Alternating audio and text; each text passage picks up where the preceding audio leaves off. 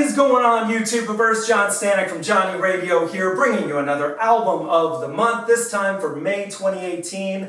And because it's Ray Lamontagne week here at Johnny Radio, it's no surprise that it is Sweet Ray's new album, Part of the Light, his 7th studio album. And as I've said before, for me, Ray can do no wrong. I mean, even at his worst, it's still better than most of the stuff that's out there in current day. But just from his first album, Trouble, on, he has continued to progress as a musician, as a songwriter, and I just love that he continues to take risks. This being his first album that he produced himself, which is a huge thing in and of itself.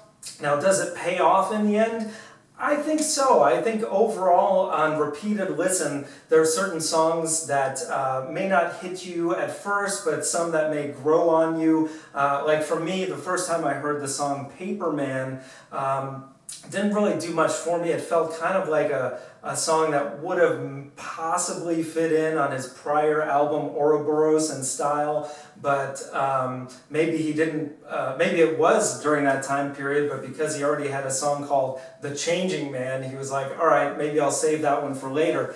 But, you know, it grows on you because it has this cool dynamic of the laid-back chorus, but then when he gets into the Paper Man part, it's a little bit more rocking. And I really appreciate the more rocking moments on this album. I kind of wish there were more of them. That's probably my main gripe with Part of the Light, is that especially on side A, the songs are, and it's not a bad thing. Obviously, Ray is sometimes at his best when he's toned down and folky, but some of these songs just kind of meander, like the title track, Part of the Light. While it has a really awesome sentiment about peace and love, it just kind of has this monotonous riff that almost feels like he ripped it off of the ending of All You Need Is Love by the Beatles, just over and over again. And it kind of overstays its welcome.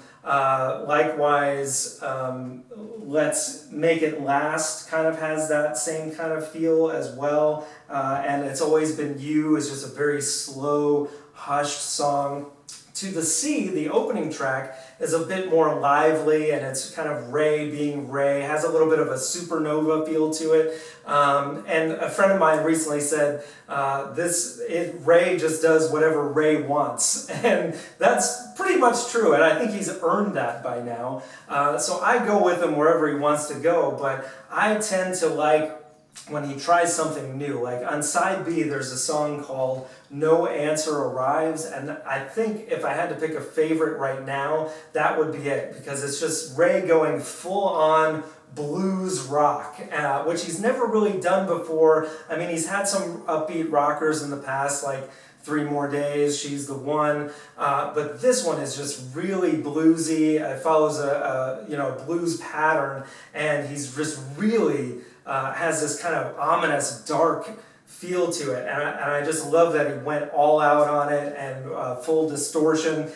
He also has another song on here called As Black as Blood as Blue, which is not as strong of a song overall, but it definitely has that kind of intensity, which I appreciate on an otherwise kind of somber album overall. Of course, the lead-off single, Such a Simple Thing, is one that I think longtime fans will appreciate because it has that kind of classic Ray sound. It has the heart on your sleeve, romantic lyrics, also with a little bit of sadness thrown in there for good measure when he says, my heart is like paper, yours is like a flame. But just a really lovely song that fits right in with some of his best songs to date, and he's got many. I just recently did my top 10 Ray Lamontagne songs list earlier this week.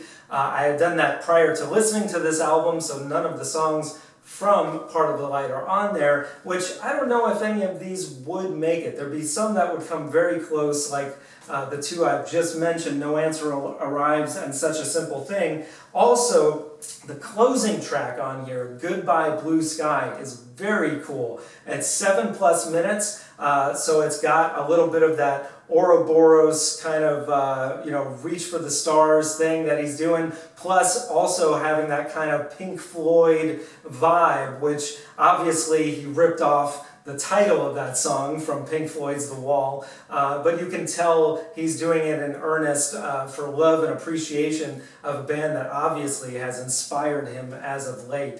And it's really got some amazing moments, especially in the breakdowns where the electric guitars come in hard and heavy, and it's just, I love to see where Ray goes next. Like I said, I don't think that I could ever fall off of his bandwagon. I mean, he would really have to sell out in an extreme way and do just pure pop and like commercials for me to be like, what is Ray doing here? But I don't see him ever doing that. He is just like one of those pure artists that it always comes from the soul, always comes from the heart, no matter what he does. And even though I think in my ranking of his albums thus far, this would be at the lower end, it's still quality. I would give this, if I had to give it a grade right now, I would give it a 7.5 out of 10.